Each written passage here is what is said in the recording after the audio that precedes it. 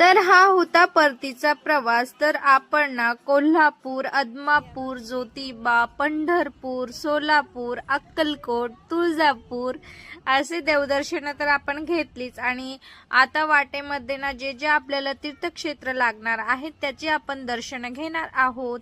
आणि मुलांची ना बघा इथे अशी ही मस्ती सुरू होती। तर प्रवास अशामुळे कधी संपतो ते सुद्धा आम्हाला कळत नाही।